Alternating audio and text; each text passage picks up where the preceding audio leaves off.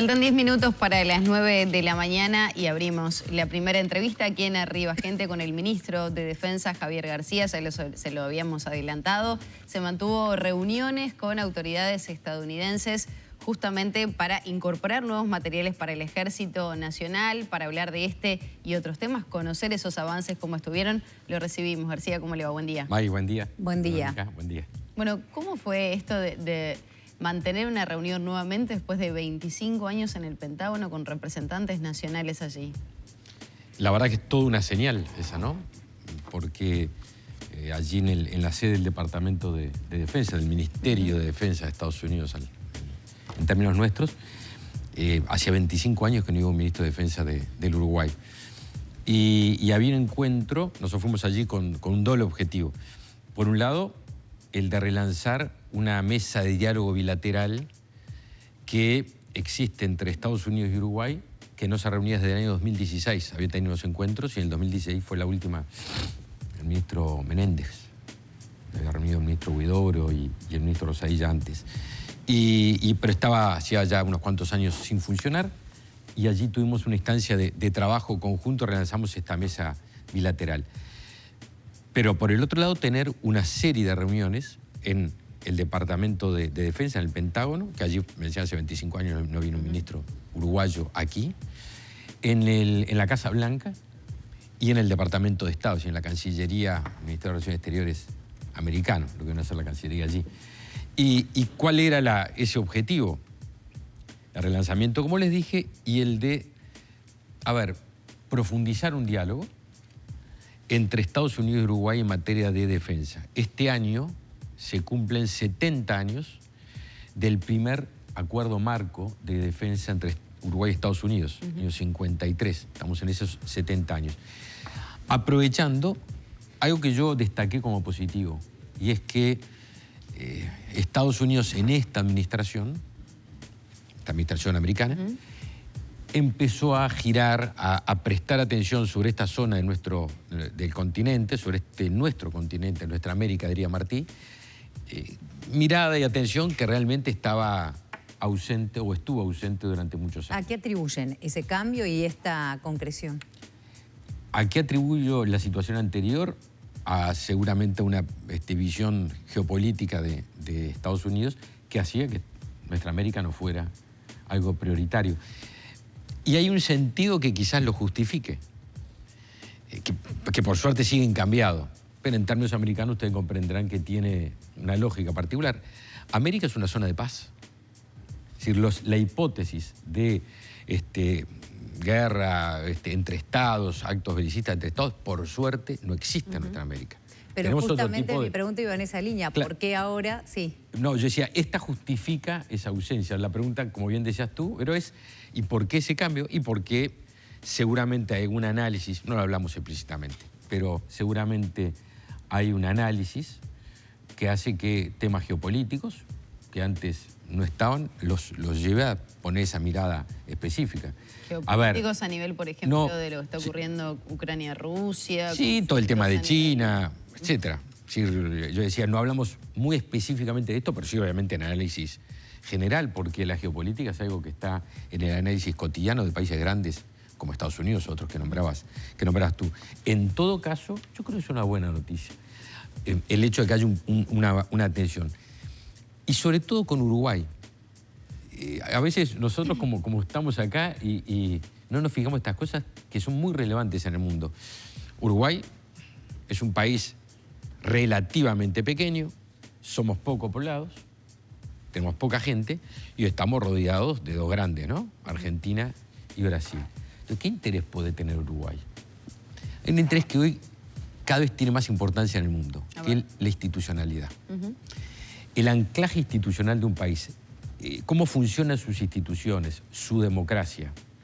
Y Uruguay, nuestro Uruguay, tiene una sólida democracia, y no estoy hablando de nuestro gobierno, estoy hablando de todos los gobiernos que han pasado antes. Uruguay, nosotros tenemos discusiones, pero las compara a nivel, bueno, no hay que irse muy lejos para comparar las discusiones políticas entre Uruguay y otros países, y acá discutimos, pero la democracia es sólida.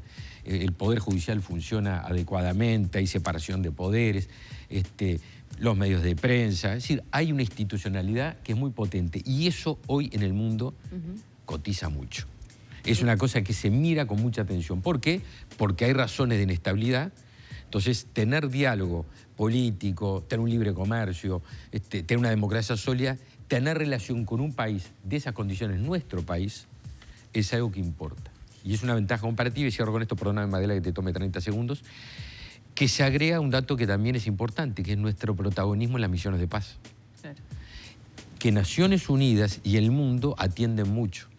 Y Uruguay allí es protagonista. Entonces, tenemos valores democráticos, institucionales, que son un plus que completa la pequeñez relativa que tenemos. Ya vamos a estar hablando de las misiones de paz y el intento del Ministerio de incorporar más mujeres también a estos contingentes, pero lo que hace a las reuniones en concreto, qué avances hubo, qué comisiones se generaron y sobre todo si se va a lograr incorporar ese material que de alguna manera también el Ministerio estaba intentando lograr que llegara a Uruguay. Bien.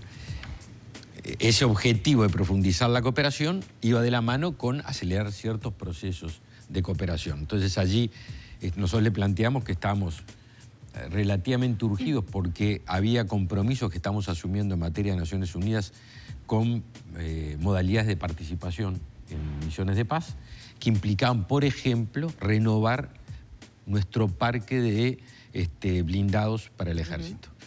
Y Estados Unidos había definido una donación hace 2 o 3 años atrás, me acuerdo precisamente, que se vio interrumpida, cortado justamente por lo que tú decías, por la invasión rusa a Ucrania. Entonces, lo que iba a venir para aquí, no vino para aquí. Pero bueno, nosotros hemos avanzado con algunos compromisos en Naciones Unidas, contando con esta renovación para el ejército, y bueno, planteamos la necesidad de acelerar esto.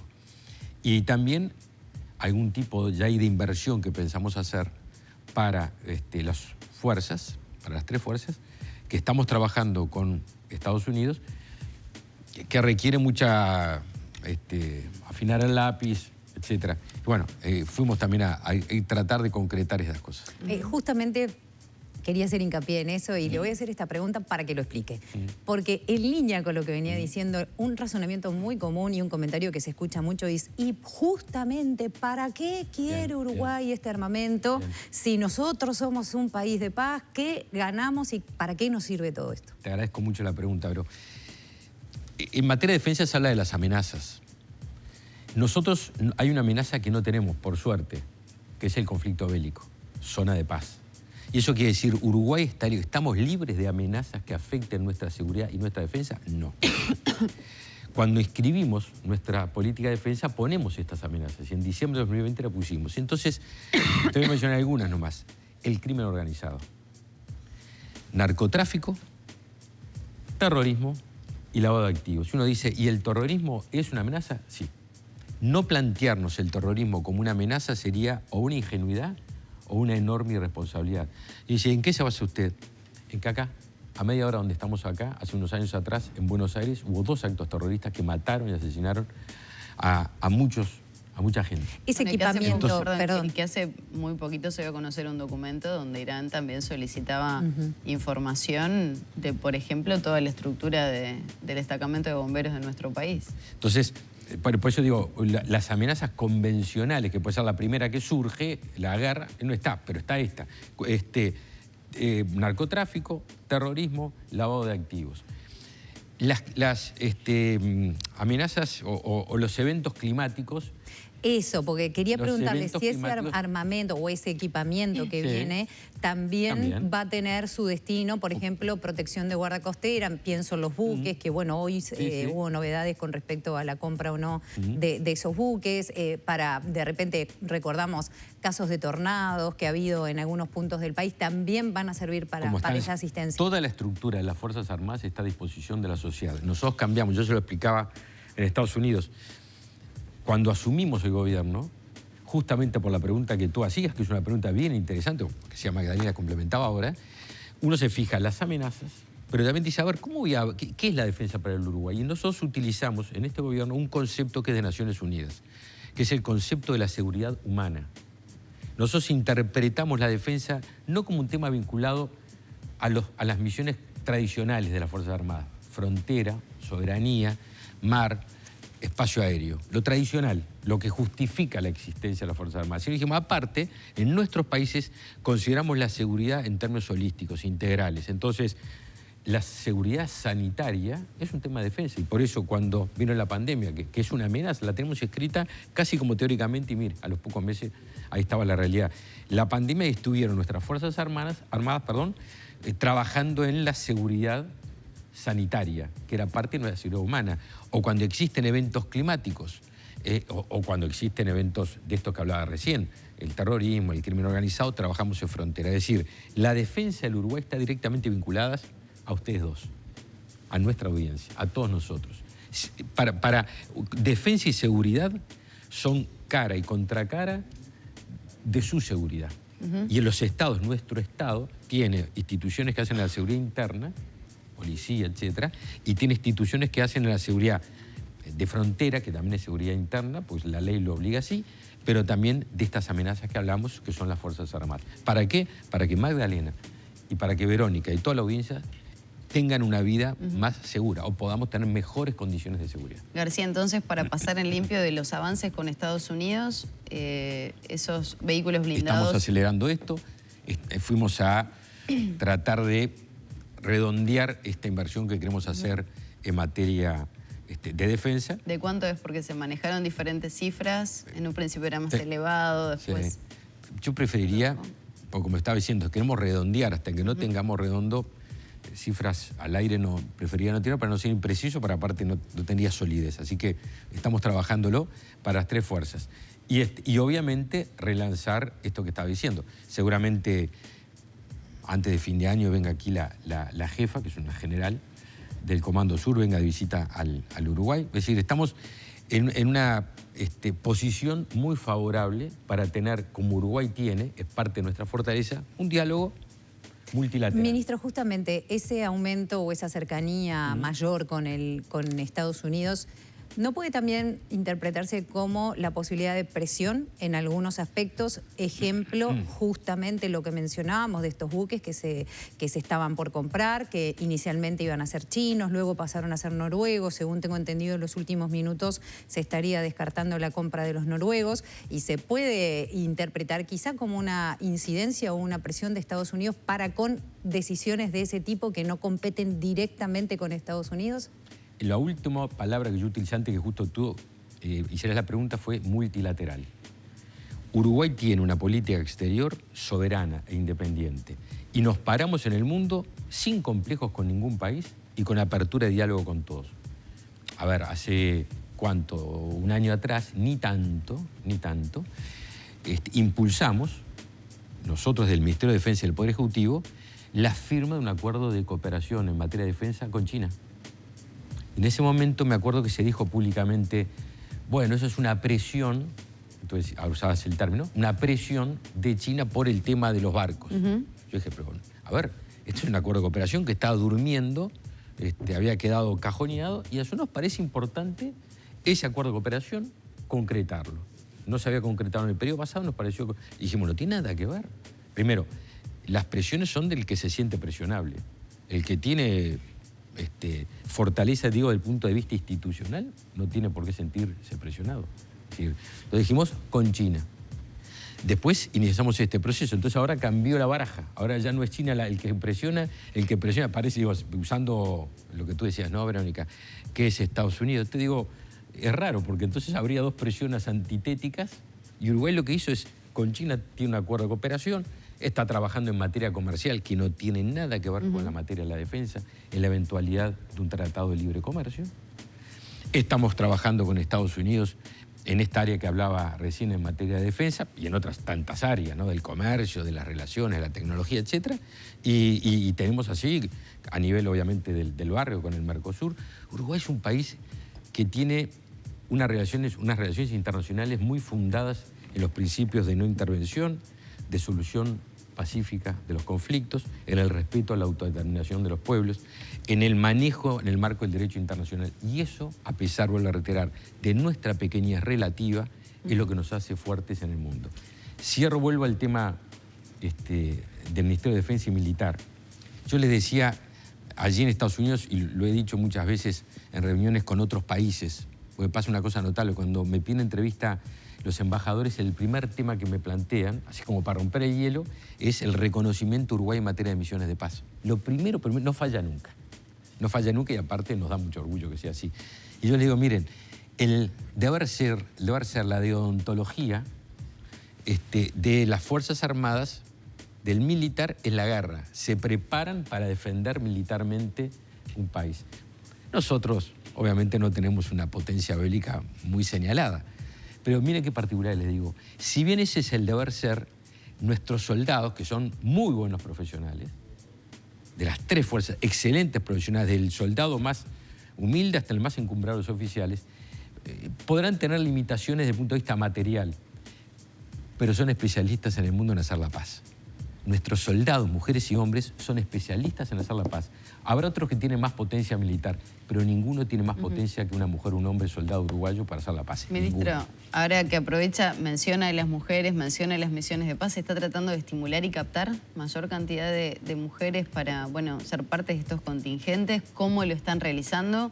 Y ya aprovechamos el momento para, bueno, extenderlo. Les cuento un dato que me parece sintomático.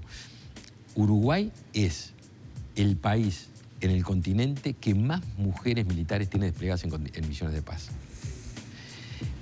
Nosotros desde que Uruguay se despliega en misiones de paz se han desplegado más de 50.000 soldados, creo que ya en torno a 55.000 hoy. De ellos 1.500 han sido compatriotas, mujeres militares. Hoy es el país que más mujeres militares Pero tiene. igual sigue siendo muy poquito, ¿no? En el entorno del 6%. Sí, por ahí. Eso es un poco más, pero no se aleja mucho, ¿no? Entonces hablamos con Naciones Unidas. Fíjense qué contradicción a veces tienen los organismos internacionales, porque una cosa es proponer algo, como hace Naciones Unidas, pero después en el momento de ayudar poco. Y lo digo no con alegría. Nos dicen, hay que aumentar la participación de las mujeres militares. ¿Por qué? Y nosotros lo vivimos. La mujer militar, aparte de su profesionalismo militar, le agrega una calidad muy señalada a la misión, sobre todo en contingentes donde existe lo que es, además de las tareas militares, la protección a la sociedad civil. Entonces dijimos, nosotros queremos y estamos comprometidos con Naciones Unidas para aumentar la cantidad de mujeres en contingente de paz. ¿Y qué nos pasa? En la diaria, en la cotidiana, misión de paz 1 año. La mayoría de los hogares uruguayos son monoparentales. Monoparentales, claro. Con mamá a cargo, jefa de hogar, que labura todo el día y que llega a su casa y atiende a sus gurises y que hace los deberes con los chiquilines y que todo, ¿no? La mayoría de nuestros hogares. Entonces, dice, a ver, a mí me encantaría, pero no puedo dejar solo mi hogar 1 año. ¿Y qué tipo de apoyo? Y entonces, ¿qué planteamos? Empezamos a hablar con Naciones Unidas y le planteamos la posibilidad de reducir el tiempo. Porque dijimos, bueno, a ver, de repente 1 año no, pero arregla que los gurises estén a cargo de un familiar, unos abuelos, unos tíos, etcétera, durante de repente 6 meses o 4 meses, etcétera, el tiempo es menos. Y entonces dice, bueno, yo hago un sacrificio porque también tiene un retorno económico y no hemos tenido hasta el momento avance en la materia. Pero ese es el planteo que hace Uruguay en Naciones Unidas. Reducir el tiempo para las mujeres de forma tal de que disminuyendo el tiempo pueda haber, porque es voluntario en Uruguay, a diferencia de otros países que es obligatorio, que los países eligen a Magdalena o a Verónica para ir a una misión de paz. En Uruguay, si Magdalena o Verónica no se anotan, no van. Es absolutamente. Entonces queremos disminuir. Entonces, ¿qué diferencia entre nosotros que queremos? Naciones Unidas nos pide, nosotros queremos, pero las condiciones que se ponen imposibilita esto en las mujeres y nos está pasando también a nivel profesional, a nivel de profesionales tipo médicos. Ministro, quedó ahí al pasar el tema de los buques noruegos. ¿Qué pasó finalmente? ¿Que se cayó esa negociación? Parecía que estaba prácamente... Nosotros dijimos que esto lo basamos, porque vamos a decir, claro, esto es mucha plata, es plata de ustedes, de todos los ciudadanos. Entonces, por nuestras convicciones, por nuestra forma de ser y porque corresponde, vamos a ser muy puntillosos en la compra. Entonces, primera cosa, que está muy vinculado a lo que ustedes preguntaban recién. Primero que nada, que sirva a nuestros intereses. Que sirva a los intereses que tenemos nacionales, que tenemos que llevar adelante como despliegue de la Armada y al mismo tiempo que esté acorde con nuestras posibilidades económicas. No tenemos sueldos, no tenemos, inversiones millonarias. Los presupuestos de defensa nuestros son presupuestos acotados. Entonces, primera cosa, que esté dentro de nuestras posibilidades y que sea de acuerdo a los intereses que tenemos que cuidar. Segundo, criterios técnicos. Porque el Uruguay tiene en esta materia, en otros, profesionales que el Estado forma para que nos asesoren. Y tercero, con enorme transparencia. Es un deber ser y aparte de nuestra convicción. Por eso incluso en el primer llamado que hicimos una comisión de seguimiento multipartidaria. Y por lo tanto, la compra que se haga va a estar fundada en estos 3 pilares. ¿Pero se descartaron los noruegos? En esto contestamos que por razones técnicas nos impedía acceder a una oferta desde el punto de vista de un ofrecimiento que había hecho el gobierno de Noruega y que nosotros evaluamos con interés. ¿Era por el tema del calado? Entre ellos sí, entre ellos sí. Que hace a la posibilidad, no del atraque solo, porque ahí podía haber algún tipo, que estamos trabajando con la ANP, con el puerto, de solución, sino con el mantenimiento de los buques, con el dique, que tiene un límite de calado para poder ubicar el barco y el calado excedía la posibilidad. Tenemos muy pocos minutos, que hay otros temas que queremos abordar. Uno de ellos, bueno, la situación que se está viviendo en este momento dentro del Partido Nacional con la situación del senador Gustavo Penades, luego de lo que fue esta denuncia de Romina Celeste. Hubo otra el pasado viernes de un adolescente que se presentó con su madre ante la justicia. ¿Qué lectura hace de esta situación? Se habló que el senador podría llegar a tomar licencia, luego se dijo que no. ¿Qué lectura hace usted? 2 planos, ¿no? Un plano humano. Yo tengo una relación con el senador Penades de más de 30 años con él y con su familia. Y ese es un plano humano. Y después hay un plano jurídico. Y el plano jurídico es la justicia. Y creo que debe ser así.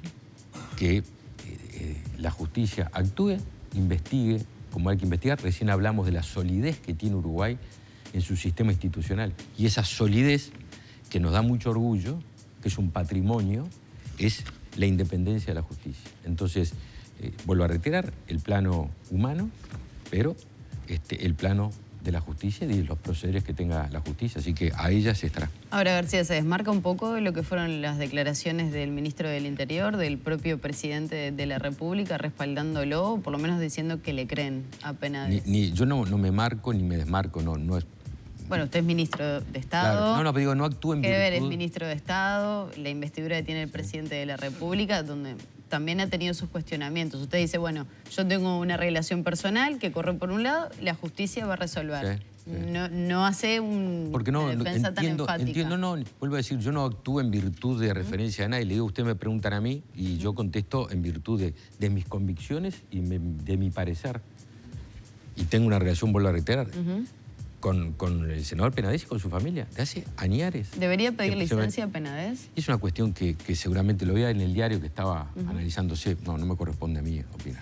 ¿Peligra de repente la estabilidad del Partido Nacional si llegara a determinarse en la justicia que estas denuncias son ciertas, cuando, como lo decía Magdalena, obtuvo el apoyo directo del Ministerio del Interior, incluso asistiendo que no fue una conferencia de prensa, fue una declaración y con las declaraciones del presidente de la República? No, parece que en absoluto, ¿no? Porque estamos hablando de una institución, un colectivo de cientos de miles de personas, de 180 y pico largos años de vida, que ha atravesado diferentes circunstancias. Mi partido y otros partidos y otros colectivos. Y las circunstancias en la vida en sociedad a veces son muy complejas y eso no hace a la institucionalidad de un partido en absoluto. No, pero son algunos de sus principales referentes. Está bien, pero el Partido Nacional tiene una larga trayectoria, ¿no? Es decir, y ha pasado por este tipo de circunstancias, vuelvo a reiterar, como han pasado otros partidos, y no hace muchos años atrás, ¿no? Hace bien poquitos años atrás, que tuvieron circunstancias muy graves. Y eso es la institucionalidad de las colectividades. Las colectividades son fuertes y duran tanto en el tiempo porque tienen institucionalidad, porque tienen una arquitectura, un fundamento muy sólido. Entonces, nadie duda, Verónica, de la complejidad de estos casos. Pero está bien el tono de tu pregunta, que provoca una respuesta, está muy bien. Pero eso también habla de la solidez que tienen los partidos políticos y las instituciones. Y lo voy a reiterar, separar con absoluta claridad 2 planos. El plano humano y el plano del respeto que tenemos todos Sí, parte de lo que decía al principio, con respecto al funcionamiento de la justicia. Y esta actitud que ustedes ven en mí es la misma que tuve no hace muchos meses con respecto a una denuncia para un legislador de la oposición. No emití opinión. Y miré que ese legislador había tenido muchas críticas hacia mí, me había interpelado. Y yo no van a encontrar una sola mención de quien habla sobre la denuncia de ese legislador de la oposición. ¿Por qué? Por estos criterios que para mí son fundacionales. Y que en Estados Unidos los destacaron la independencia de poderes y la solidez de la democracia. Claro, y no corresponde, está actuando la justicia, en este caso una fiscalía, una justicia, allí, que eso no obsta con el afecto o la relación humana. Son cosas diferentes, pero somos respetuosos. Y eso habla del Uruguay. Ministro, nos quedan las últimas 2 preguntitas muy breves. Que suelen ser las más difíciles. Las más difíciles. De acá a 2024 nos falta tanto. Estamos casi a un año de las internas, ¿no? Sí.